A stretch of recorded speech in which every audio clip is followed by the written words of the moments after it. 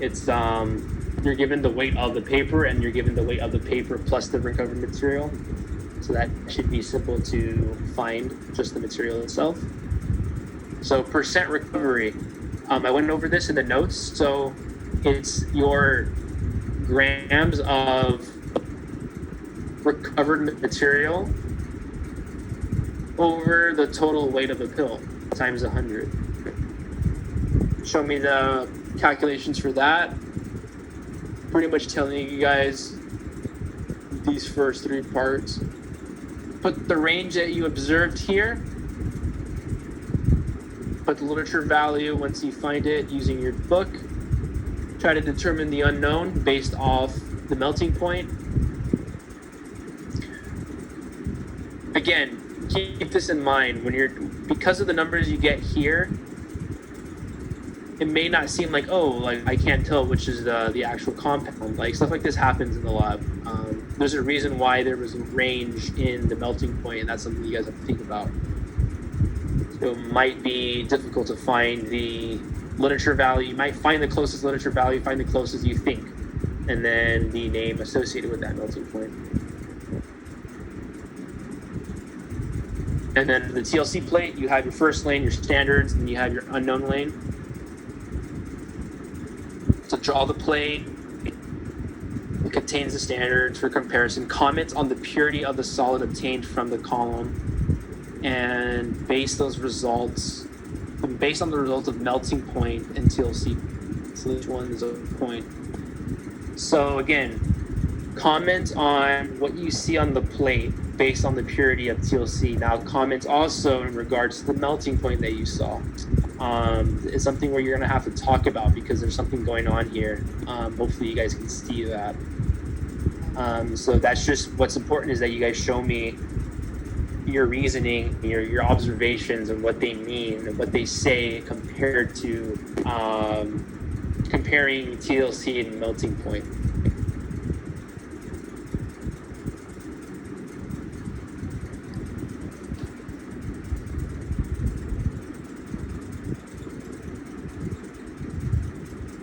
Also put the RF values here. I think it should be somewhere here. Actually, does it say RF values? So if you don't have to do it, you don't have to do it. See.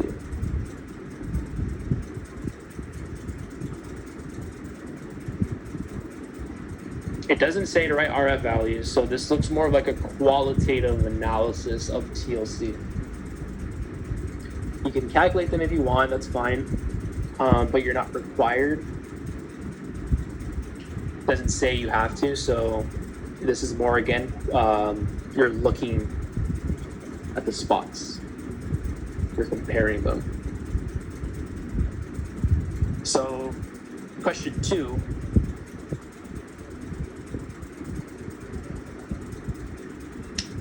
We talked about impurities and what they do to the to the melting point. So you're dealing with that type of theory in this problem. 1 point. The next question, you have a dried aspirin sample that's contaminated with acid, bromobenzoic. They give you the melting point. Number 3 is a very good question that can bridge the confusion between what you see in this TLC plate and what you see in the melting point. So that's just a hint. If you're confused about the results of these two methods, pay attention to question 3. That's just a little hint. For a mixture of 3 compounds, A, B, and C, are spotted on TLC. They give you the RFs. Okay, this one you should be able to do based off the RF values. The RF values tell you something about the compound's properties that you can also use to predict the elution on a column, like what we talked about today with the silica gel, but this is aluminum. And then again, briefly explain why. So that's why I ask questions of the quiz, like explain why. It gets you to think about, instead of just, oh, this is the answer, it's not cut and dry. And then the last question is kind of a big question for you to kind of do stuff from gen chemistry. So this is what this stoichiometry problem involves. So it's 4 points. Take your time on this one. They give you the hints. They give you the things that you need. Look at the chat real quick. What does it mean to elute first? So elute.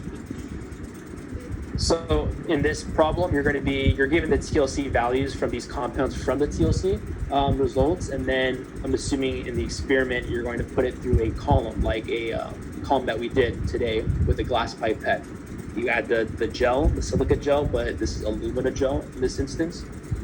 You pack it with the gel, and then you elute it, right? So if you have a sample that contains 3 compounds, A, B, and C, based off the RF values from TLC, those RF values tell you something about the properties of those compounds. That same principle applies to the column, the alumina column that's in this example. So elute means which one will pass through the column to the beaker first. So that's what elute means. So one thing elutes first, that's the first thing that comes out into the beaker. The second to elute, the compound that elutes second comes out second to the beaker, and then so on.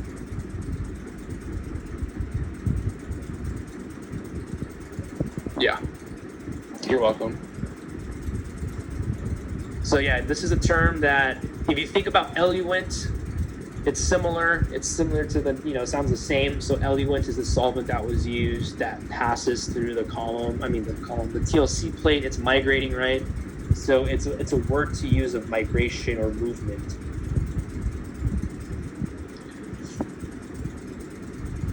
So again, for this question, really look at these RF values again from TLC. When you have these values range a lot, so they're not all the same, and that tells you about the compound, the properties of it, specifically the polarity, which is keyword. So yeah, that should, and again, eluted with methanol. So keep all that in mind when answering these questions.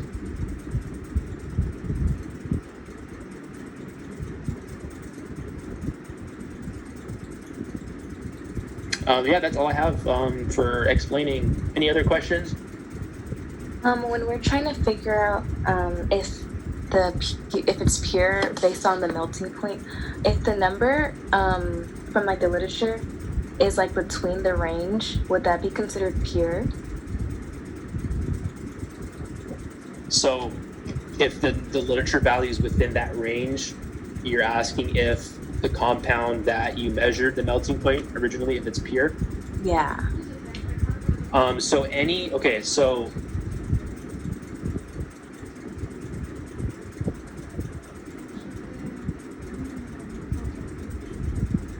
again, so I don't want to say if it's pure or not. You have to just consider that based off the definitions in the notes. So I put on the notes, if you have an impure sample, right? The first thing is that, okay, if it's a lower melting point, that tells you that it's impure. If you have a wide range, so when you looked at the video, we agree that there is a wide range, right? It was from like 160 something to 170, I think. So that should tell you whether or not that compound is pure. Now that's regardless of the literature value. Literature value doesn't, just because the literature value is within that range, that doesn't tell you whether it's, pure or not.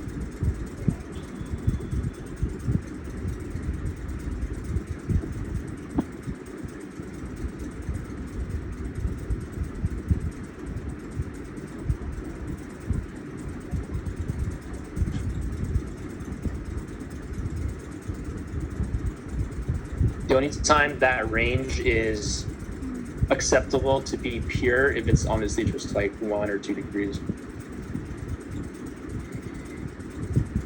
Or will it be like last lab and we come in for questions? So for Friday,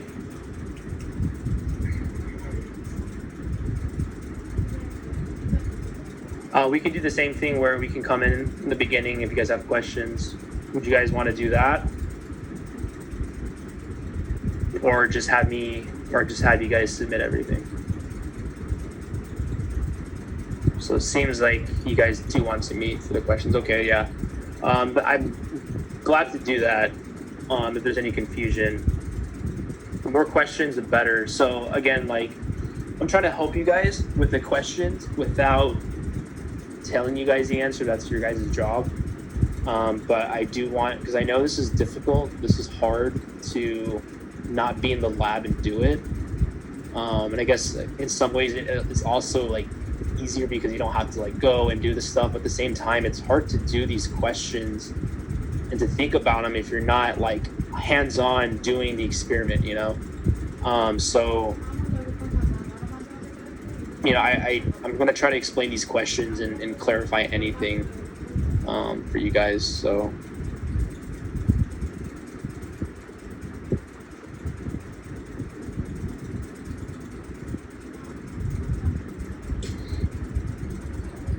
yeah, so for the literature, just try to find the best one.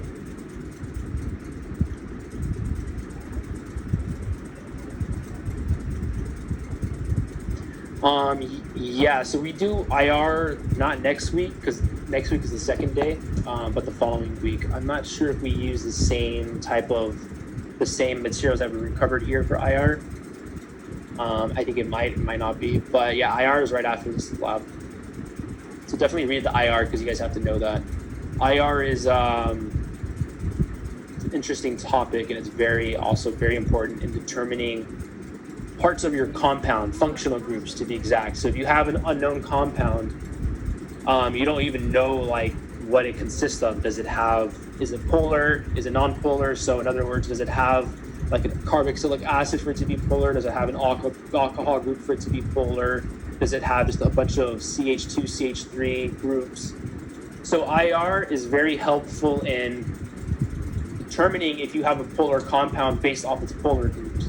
So IR is very good in detecting OH groups that participate in hydrogen bonding. It's very good for carboxylic groups, amines, amides, nitriles, I think, and a lot of those big the carbonyl functional groups with a C double bond to O. So it's very good at determining those groups in a sample. And you'll learn how to read those graphs. And I'm assuming that you guys are going to be learning how to do that. We'll be doing that. We'll be going over that when the time comes. So in like 2 weeks, I think. So not next week, but the following week. There will be a PowerPoint, I think, over that to go over. I'll go over with you guys.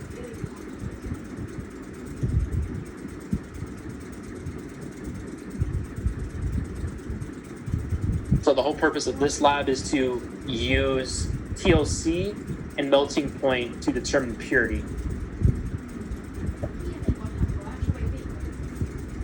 So you already kind of have an idea of what compound may be. You're just trying to look for like which one, and then whether it's pure or not.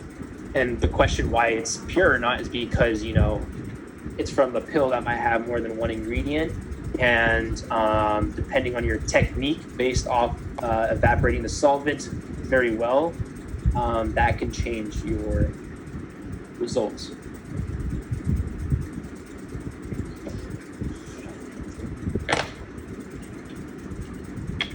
Any further questions?